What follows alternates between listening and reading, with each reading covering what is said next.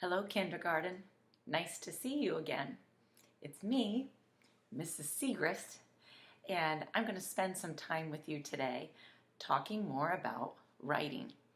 Your kindergarten teachers are very pleased with how well you have shown your knowledge and your skill with writing informative writing, facts and information, and narrative writing, fun writing that's meant to entertain us. And so today, we're going to spend some time thinking about what we call the writing process. The writing process, that's that word here, process. And process means the steps that you have to go through or steps that have to be taken in order to achieve something or make something happen. So today we're going to talk about the writing process, what steps writers have to take. And so our important question that we're going to be thinking about and trying to answer is this question: how do writers get ideas? How do writers get ideas? Boys and girls, I have a light bulb here today. In fact, you can see the Siegrist tried to draw a light bulb. It's not so good. But when we think of light bulbs, we think about light, obviously. But a light bulb is also a common symbol for idea. So people often draw a light bulb when they're trying to represent ideas. And the reason for that is because it's like when the light goes on and it gives off that glow, it's like, well, when someone gets an idea in their head, it's like the light went on. It's that aha moment, like, I got it, aha, yeah. So light bulb is just what people often associate or think of when they think of ideas. So the writing process that we're talking about, the beginning of that process, kind of the very first step in the writing process, is coming up with ideas. And sometimes that's the hardest part, just getting started, that first step of coming up with ideas. So I'd like to share with you a flip book here that takes us through how writers are able to come up with ideas. This is like strategies I want to share with you for how you can come up with your own ideas when you're ready to write. So let me do a little adjusting here. Kind of turn my screen, trying to stay close so you can hear me. Pull my flip book over. Hopefully you can see this. So here we go. We're going to talk about how writers get ideas using this flip chart here. Push you back a little bit. There you go. That may help us out. I don't want you too far away. So one of the ways that writers get ideas, it's kind of my favorite way, is writers talk and listen to get ideas. And that's what's going on in this kind of cartoon picture. You see these friends just hanging out, sitting around, and they're talking and listening. So this fella's saying, once I saw a big frog. I saw a big frog. That's what this caption above his head. He's telling about a big frog. And they're listening, and that makes this friend think about a frog that she saw. So she says, I saw one too. So right now, these friends, they're just sharing about their experience and what they saw. They saw frogs. So they're getting ideas. Writers talk and listen to get ideas.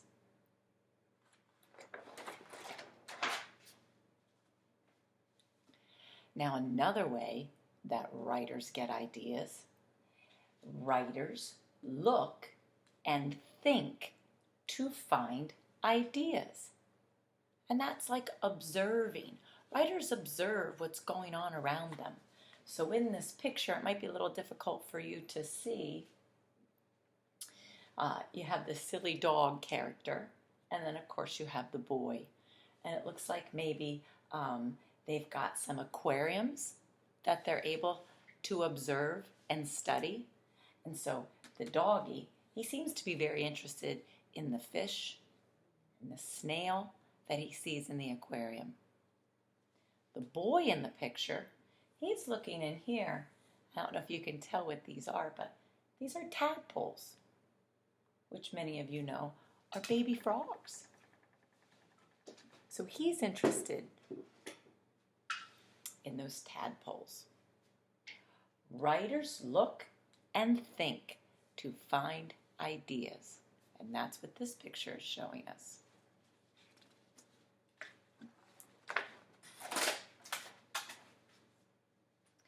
Now, after having conversations and listening and talking and observing and thinking, writers are usually ready to start putting down some ideas. Able to want to write some of those ideas. And they're just words, idea words.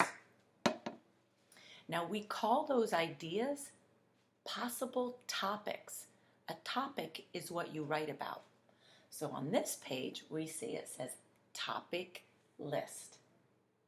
And so here this boy's working on, here are some ideas that he came up with from talking and listening and observing. And so he's going to jot them down. He's just going to write them down. He's thinking maybe goldfish, because he observed them in the tank. He's thinking maybe tadpoles, because he was looking closely at those. Or maybe snails. So here are some ideas that he might write about. I think the dog's just there to help him out, lend some moral support. I think this fellow's actually going to be doing the writing. So here's your topic list. Again, a topic list is just some ideas that you might want to write about. So it seems to me like he's made a choice. Think about how I know he's made a choice. He's got these 3 ideas listed, but only one is circled. Yep.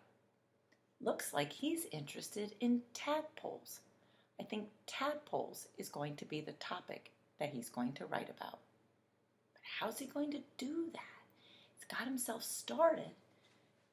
He's got an idea. But if he's going to write about it, he has to learn about it. And he can learn from talking to others, and he can learn from observing. But another way that he's going to learn is by reading. So here he is. He's got himself a good book. This book is titled Pond Life. So you can see he's reading very carefully. He looks pretty interested in this book about pond life. I wonder why he's reading a book about pond life. That's right. His topic is tadpoles. Tadpoles live in ponds. So it would make sense he'd go find a book about pond and living things in the pond life. So writers must also be readers if they're going to be able to come up with their ideas. He looks like he's on his way. Boys and girls, Mrs. Siegrist went through this flip book with you to try to make you understand the process. Again, the steps of how writers get their ideas. Because that's our question. How do writers get their ideas? So I'm going to turn us here a little bit. Kind of scoot our book away. Try to bring this in. So here's Mrs. Siegrist's poster getting us started today. Again, our essential question, how do writers get ideas? A light bulb is a symbol for ideas. And I took some notes about these steps. And so we're going to kind of use this as our chart to help us remember the steps in the process for how writers get ideas. So, how do writers get ideas? Number one, they talk. They talk. Well, boys and girls, I have to tell you, I was talking with Mrs. D, and we were talking about her cherry blossom lesson. And I was so interested in the facts that she shared with us. And so we were talking more about that. And I was saying to her, I would really, really love to go see cherry blossoms when they're all in bloom. And then she was saying to me, oh, well, you should go to Washington, D.C., and you should go in the spring sometime. And I was saying, you know what, that would be wonderful because my birthday's in the spring, in April. And she said, that's the best time to go. So her and I were having this talk about cherry blossoms. And it kind of got me thinking, I like cherry blossoms. Maybe that'd be something I want to learn more about. Maybe there are other trees that also have blossoms besides just cherry blossoms. I know there's apple blossoms. So I was kind of thinking, well, maybe that would be an idea for me. Could write about trees. But you must also listen, talking and listening. And then I was thinking, step number 2, listening about Mrs. Marmore and everything she taught and talked about butterflies. And I know you're going to be writing or already made some sentences with her about butterflies. But it got me thinking about butterflies and how butterflies come to be in their process. And I was thinking about caterpillars, and maybe I'd rather write about caterpillars. Since she already wrote about butterflies, it would make sense that one of these teachers, one of us, should maybe write about caterpillars because they come before the butterfly. So that's an idea, that I've come up with just from listening and talking to people. Then I was observing, thinking about all that when I was outside. I was looking for butterflies, and I was looking at the blossoms on the trees in my yard, and I was just sitting there on my porch near my blossoming tree. It's not a cherry blossom. It's more of an apple blossom, crabapple tree, I believe. And as I was observing, one of the things I noticed with my sense of hearing was this buzzing sound. Bzzz. It was like a humming coming from the trees. And as I got closer, I saw there were bees coming in and out of all those white blossoms. So then that was like an idea that I got. Maybe I would want to write about bees. Kind of goes along with Mrs. D's book on that blossoms. But then the story, not the story, but the book I read to you one day, my nonfiction book was a book about seed to plants. And I remembered when I was reading that book, that one of the most interesting parts for me in that book was the facts that talked about how the bees help spread the pollen. So, you know what? Maybe that's something that I would want to write about. So, from observing and hearing those bees, and then thinking back to a book that I had read, kind of got an idea in my mind. So again, writers get ideas from talking and listening and observing and reading. And when we do all these things, helps us really to be able to brainstorm. Oh, writers brainstorm. That's another part of the process. When we had those words written, those possible topics, that's brainstorming. That's just coming up with ideas. So we're going to do that right now. I'm going to brainstorm my ideas that I just kind of was twirling around in my brain based on who I've been speaking to and listening to and what I've been observing and reading. So I'm going to turn back to our big light bulb drawing.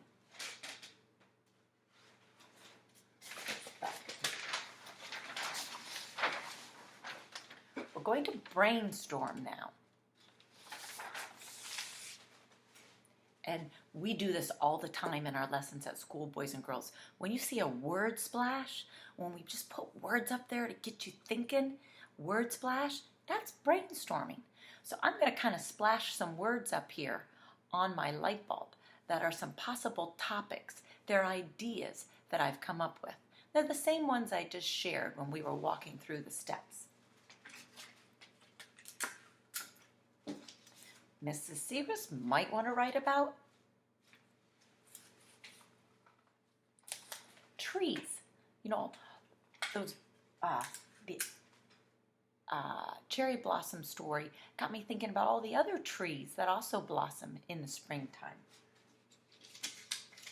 But when I think about trees and I observe trees, I think of birds. Birds are so busy this time of year. I bet you've noticed that too. So maybe that would be a good topic for springtime. And write about birds and what I'm observing. And again, Mrs. Siegrist was also thinking about, well, maybe I should, go along with Mrs. Marmore and do some writing about caterpillars so that we have it all covered, caterpillars and butterflies. So that could be a possible topic. Oh. Caterpillars. Then I thought, maybe I just want to write about bugs, different types of bugs, because there's so many. Some that fly, some that crawl. And then that got me thinking, about my book and about how flowers are blooming and growing right now. Got me thinking about how important bees are. So maybe I want to write about bees and those bees that I saw in my crabapple tree buzzing all around the blossoms. So boys and girls, right here, these are my ideas. These are my possible topics that I might want to write about. I went through all those steps that we showed in the flip book. I talked, I listened to Mrs. Marmore, listened to Mrs. D, that gave me some ideas. I thought about some books that I've read in the past and got some ideas from there. You know what, boys and girls? I think the topic that I want to write about really kind of caught my interest is bees. I think I'd like to write about bees. So what I'd have to do, I'd have to get myself some books, just like our friend did here in our chart. When he decided that he wanted to write about tadpoles, he just didn't start making things up. He had to do a little bit of research. So if he's going to write an informative writing about his tadpoles, he's going to get himself some facts. So he's going to look to books and do some reading. So if I were going to write to you about bees, if that's my topic, I can put it down here so that everybody can see it, if it stands out. Bees is my topic. Well, then it would be important for me to do some reading. So, in kindergarten, we love our books, and we're always collecting fiction books and good nonfiction books. But another place we like to go to read about topics is to our epic. So Mrs. Siegrist has found some books on epic that have to do with bees. So I've made myself a little collection of books that I can go to read. And as I'm reading, I can be writing down some of the things I'm learning in my own words. Just maybe taking some notes, writing a couple words that will help me remember that information. But it's always important before we start writing, when we're writing about a topic, if we're doing an informative piece, that we do some reading so we have some good facts and we know what we're writing about. Boys and girls, after I've done my reading, I would be ready to write, to put my ideas together into sentences. I know when you were with Mrs. Marmore in her lesson about butterflies, she taught you that you could organize your ideas by using some of your sight words, thinking about sight words, and then adding those sight words to your topic. So if your topic is like mine, bees, I could write a sentence about things that bees can do. And so down here, I might have that sentence. I'm not going to worry so much about it being perfect. I would be getting my ideas down. And I could do the same thing with the word have. Bees have. And bees like. I might organize my ideas on a Frere diagram. This is another graphic organizer that we've used together. Putting our, things are backwards right now. I'm not quite sure why it's doing that for you, boys and girls. But you would organize, again, your ideas into sentences on this type of chart, a Frere diagram. You're going to do that later.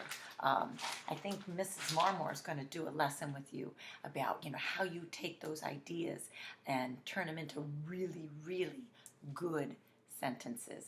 I know you know about good sentences. So boys and girls, I hope this lesson today helped you understand that writing process and what's the first step of that process, getting your ideas. And I hope that you have a better understanding of how writers get ideas. Good luck in your future writing. You're doing great.